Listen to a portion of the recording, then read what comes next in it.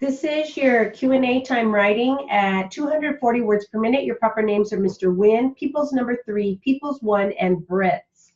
Ready?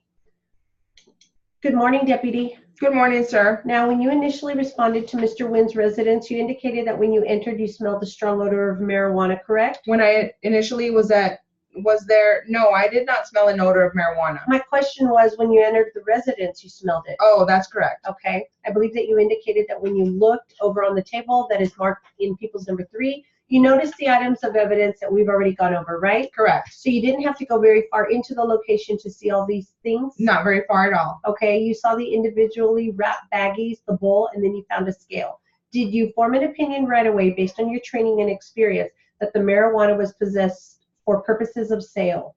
Is that a fair statement? As soon as I saw all those items, in my mind, I pretty much thought it was possessed for sales. Okay, let's start with the baggies. Now, you indicated that in your opinion, the baggies appear to be packaged for easy individual sale, right? Which baggies are you talking about? The baggies, the 37 baggies that you found in the bowl, which has been previously marked as Peoples 1. Yes. Okay, and on the right, you indicated that in your opinion, the reason they're baggied is for easy sale, correct? Correct. So according to your theory, the people that are out there selling marijuana are going to be carrying a number of these baggies, right? Correct. So isn't it possible that a buyer out there may want to buy more than one baggie? Sure. 2, 3 baggies, maybe even more? Buy as much as you can afford, I'm sure. Right, so it's possible that someone who has purchased marijuana could be in possession of 37 individually wrapped baggies because they in fact want 37 individually wrapped baggies of marijuana. Anything is possible, sir. So it is also possible, right? Sure. Okay, as far as the scale goes, you indicated that a person selling marijuana, in your opinion, uses the scale to make sure they're not losing money. Is that right? To make sure that, yeah, most of their product is about the same. Isn't it true also that a person who is buying marijuana doesn't want to get ripped off either? I've never heard of anybody that has bought marijuana for personal use to weigh it. I've never heard of that. Okay, although you've never heard of it personally, isn't it true that a person buying anything doesn't want to get ripped off? Once again, anything is possible. Is it reasonable in your opinion? I don't think so. So in your opinion, and your theory doesn't allow for the fact that a person buying marijuana and spending money on it isn't going to be concerned that they are not being ripped off? That's your position? I said I've never seen it. Anything is possible, but I don't think so. That's your opinion? That's my opinion. As far as the amount goes, you've indicated that it is much more than the normal person would use in 1 or 2 days, correct? Correct. So according to your theory, a person is only going to buy 1 or 2 days worth at a time? In my experience, that's what I run into every day, yes. So according to your theory, a person who may have a daily marijuana habit is going to have to go back out there on the streets and risk arrest every 1 or 2 days? That's usually what they do. And your opinion, nothing else is possible? I'm saying anything is possible. What I run into every single day, same people are out there buying marijuana on almost a daily basis. If you were to hear of a person who bought a large quantity of marijuana as to not risk having to go back there out on the streets every other day, that would not fit into your theory, right? That, I've never heard of it. My question, sir, is would that fit into your theory? Yes or no? Yes or no? You understand the question, right? Can you rephrase it or tell me again? Okay. Maybe I'm not understanding what you're telling me. You've testified regarding a theory which you are using to support the fact that this marijuana is possessed for sale. I never said it was a theory. It is my opinion based on my... It is your opinion based on what you saw that this particular marijuana was possessed for sale, correct? Correct. Okay. If you were to hear of a person upon finding the same evidence, it tells you that he bought a large amount on the streets for his own personal use because he didn't want to go back out there on the streets every couple days, would that fit with your analysis? Yes or no? Assuming that would be true, that would be unusual. My question wasn't unusual. Well, what you're telling me, somebody told me that to me, that would be unusual. So unusual meaning not possible. I didn't say not possible, just very unusual. And like I said, I've never run into it. In your experience. In my experience. Your personal experience. And I believe you've already conceded, of course, the scale has legitimate purposes, correct? Sure. And you also indicated that, in your opinion, when speaking of how much marijuana you could fit into a single cigarette, you indicated a certain amount. And that was based on your own personal experience, correct? Correct. Obviously, with what a person does with his marijuana and how much he wants to put in his cigarette is up to him, right? Correct. So you are giving an average. I'm giving an average and based on the experience of what I see every day in the street. Based on your experience. Correct. You indicated that the presence of the gun was yet another factor which led you to your opinion that the items found were possessed for sale, correct? Yes. Because a person who is selling drugs out there on the street has to protect themselves and their product. Is that a fair statement? Yes. Now, the person going out to buy drugs, they need protection too, right? From, Well, they have money, don't they? sure, if they were going to buy it, they would have money. Would a person be afraid of perhaps getting ripped off? It's possible. So possession of a weapon is also consistent with the person who is not selling, right? I have never heard, nobody has ever told me that they had a gun because they were going to go buy a nickel baggie of marijuana and that is why they needed a gun. Beyond the breadth of your personal experience, officer, is it also consistent to think about it now? Anything is possible. However, I've never come across it. I understand, and I believe you mentioned earlier on direct that, well, you were asked about foot traffic in the area, correct?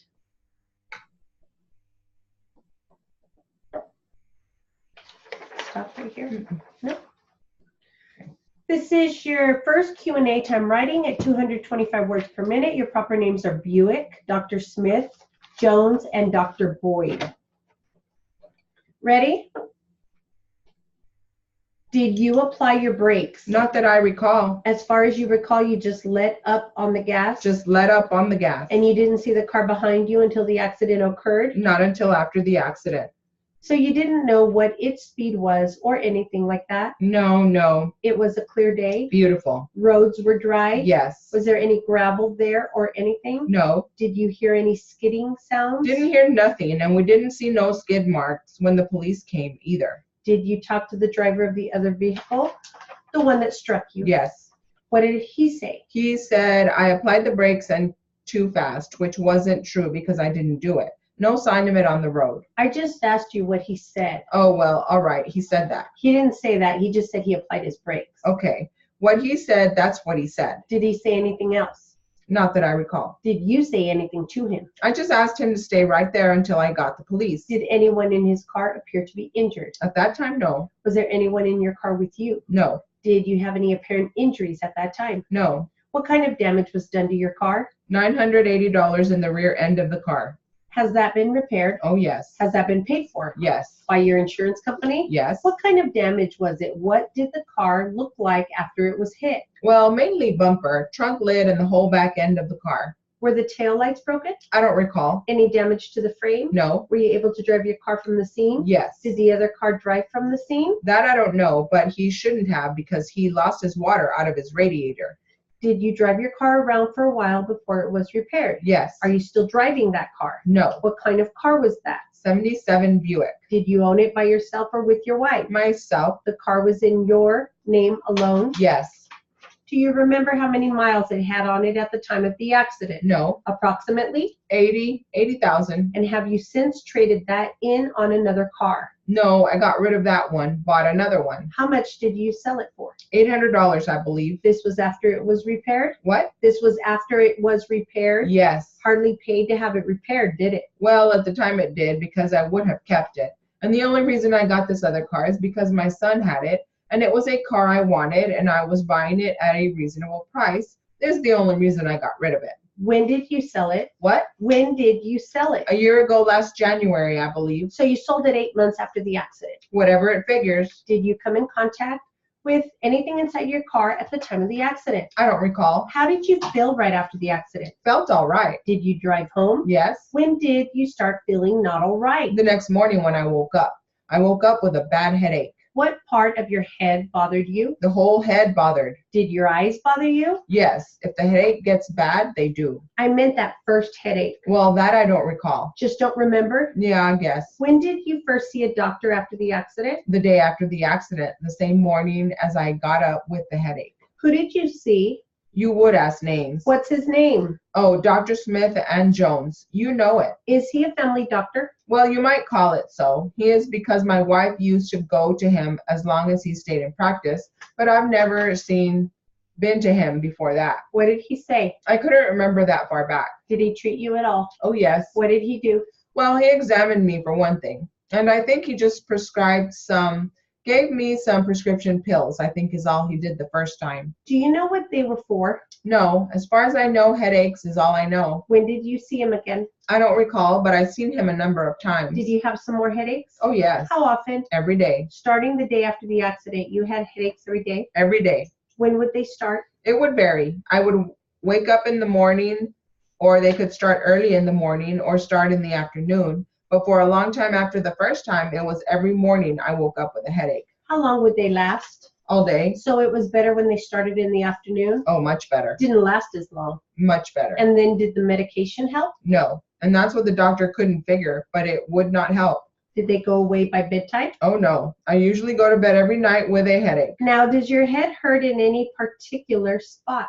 Well, it starts in the back where the head and the neck hook on, but then it works across the whole head.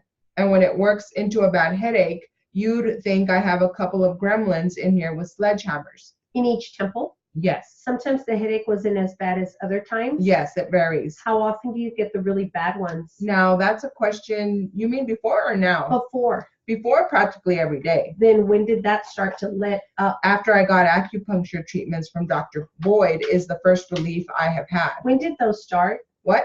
The acupuncture treatments. Oh, I don't recall. There must have been a record of it, but I don't remember when. About when? I know there's a record of it. Well, I'd only be guessing. Well, okay, we'll know it's a guess. What? We know it's a guess. Well, let's see. A year?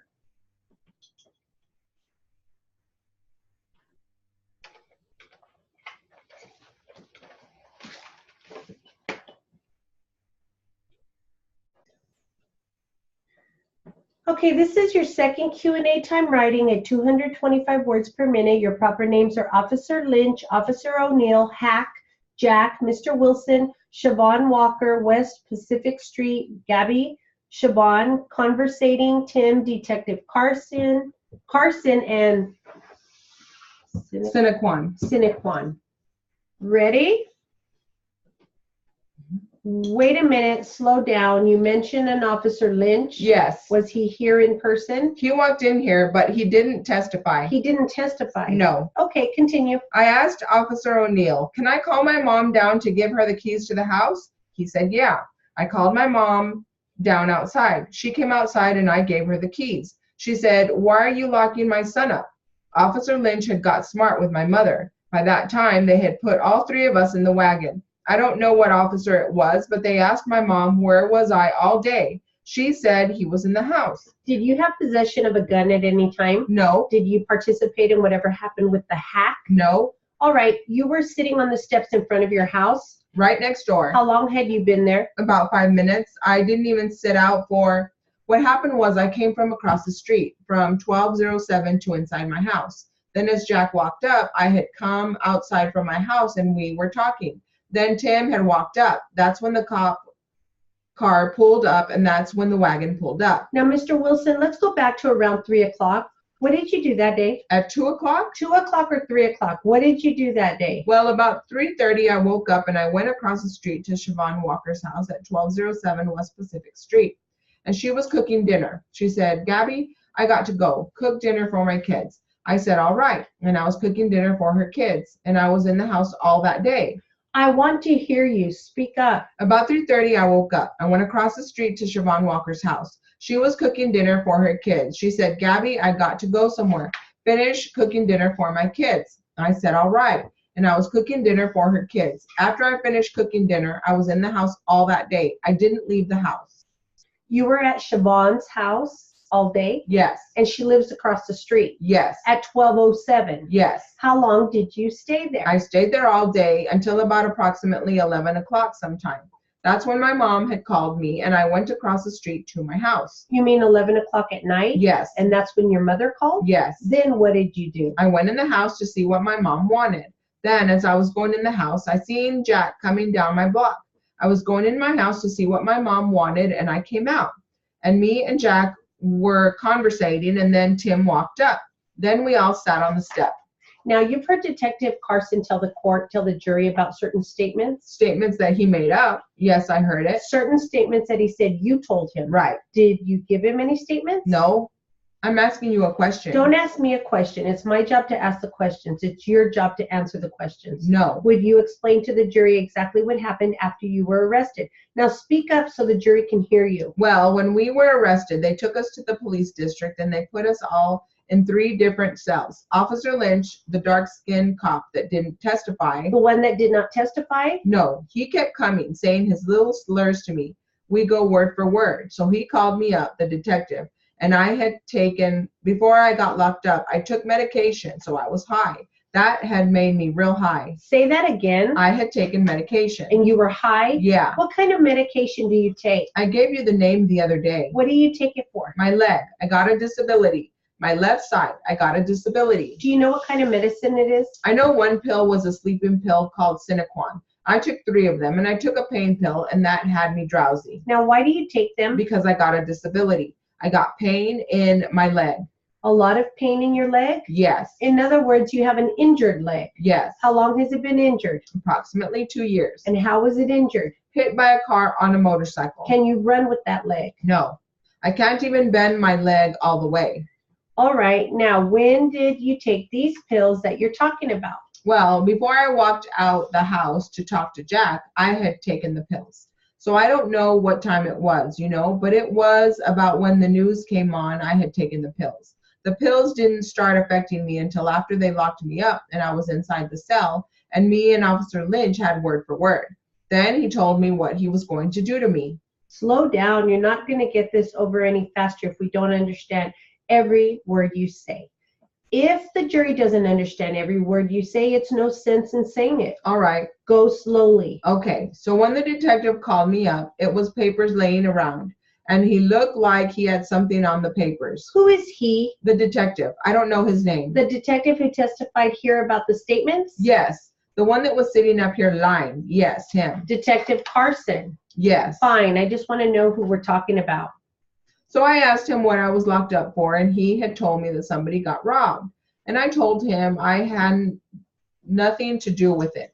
And I said, why am I here? He couldn't explain to me. He said, I'll tell you what. He said, I questioned Tim already, and Tim gave himself up. You sign this and you can go home. I said, all right. I signed the first piece of paper, and he said, sign it. And I